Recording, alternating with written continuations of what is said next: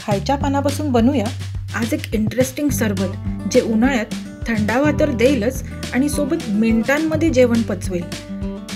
आज आपण बनवूया पान शॉट्स। मधुगंधाज रेसिपीज मध्ये आपले स्वागत आहे।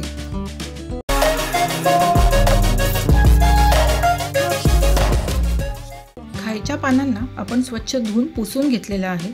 आता या खायच्या पानांमध्ये दोन प्रकार असतात। यात मी आता जो दाखवते आहे हे साधारण मोठं पान आहे। हे कलकत्ता पान असतं जे थोडंसं गोड असतं आणि ह्याच्यात कमी मसालेदार असतं। हे जरा याचा स्वाद थोडा कमी असतो। हे आहे मगई पान। हे आकाराने छोटं असतं, ग्लॉसी असतं, पण हे अतिशय मसालेदार आणि ह्याच्यात खूप जास्त चव असते। अशा प्रकारे हे दोन्ही पानं आहेत। तुम्ही बघू शकता ह्यांच्यातला फरक। एक छोटं असतं, एक मोठं असतं। छोटं जे असतं ते जास्त मसालेदार आणि जास्त पानाची चव असते। मोठ्यामध्ये हलकी चव असते, ते जरा गोडसर असतं। आता ह्या पानांना आपण ह्याचे देठ काढून घेऊया। अशा प्रकारे कात्रीच्या मदतीने सगळ्या पानांचे आपण देठ काढून घेऊया।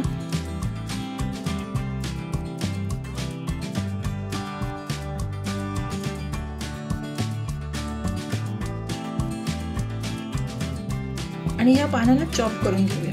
जेव्हा आपण कलकत्ता पान चॉप करूया ते एक एक सिंगल पानच फोल्ड करून आपण चॉप करायचं। आणि आकाराने हे पान जरा मोठं असल्या कारणाने हे एक एक करून अशा प्रकारे रोल करून आपण ह्याला चॉप करूया।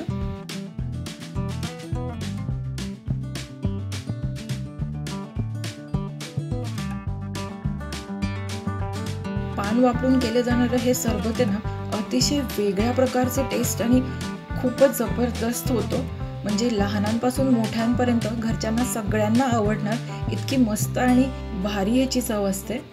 तुम्ही एकदा उन्हाळ्यात बनवलं ना वारंवार हे सरबत बनवणार हे मात्र नक्की।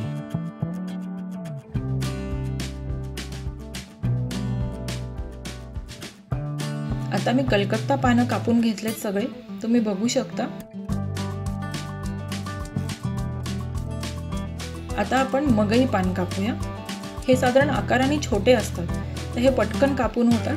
ह्यांचे सगळ्यांचे देठ आता आपण कापून घेऊया। खायचं पान तर तुम्ही नक्कीच खाल्लेलं असणार, साधं पान, मसाला पान, पण ह्या पानाचं सरबत ना एक अतिशय भन्नाट आणि इंटरेस्टिंग रेसिपी आहे आणि एकदम टेस्टी रेसिपी आहे। तुम्ही नक्की ट्राय करा।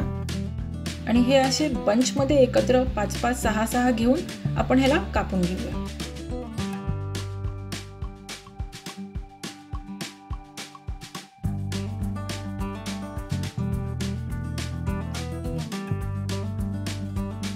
मगई पान आणि कलकत्ता पान हे दोन्ही पान मूळचे नॉर्थ इंडिया मधले आहेत।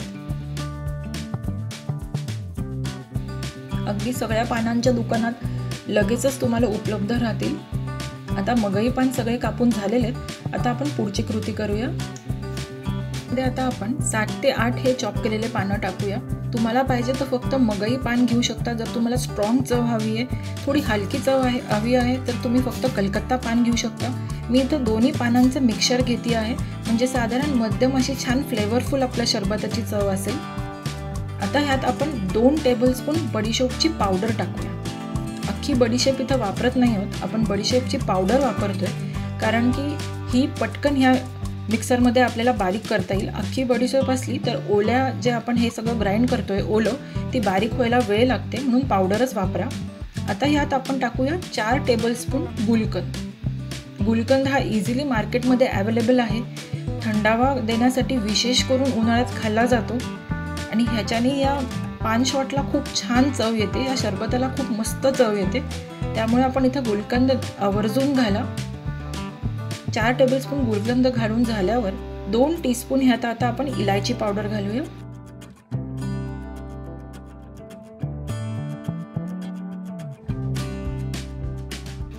आणि 2 ते 3 आईस क्यूब्स टाकूया। आईस क्यूब्सनी ह्याचा जो हिरवा रंग आहे तो गडद राहील छान, म्हणून आपण टाकतोय। तुम्ही बघू शकता अशा प्रकारे हे इनिशियली आपलं वाटून झालेलं आहे। आता ह्यात आपण 4 टेबलस्पून डेसिकेटेड कोकोनट टाकतोय। डेसिकेटेड कोकोनट म्हणजे ड्राय कोकोनट असतं, ड्राय नारळाचा किस असतो। हा कुठेही स्टोअरमध्ये आजकाल उपलब्ध आहे, तर हा ह्याच्यात नक्की टाका। 4 टेबलस्पून डेसिकेटेड कोकोनट।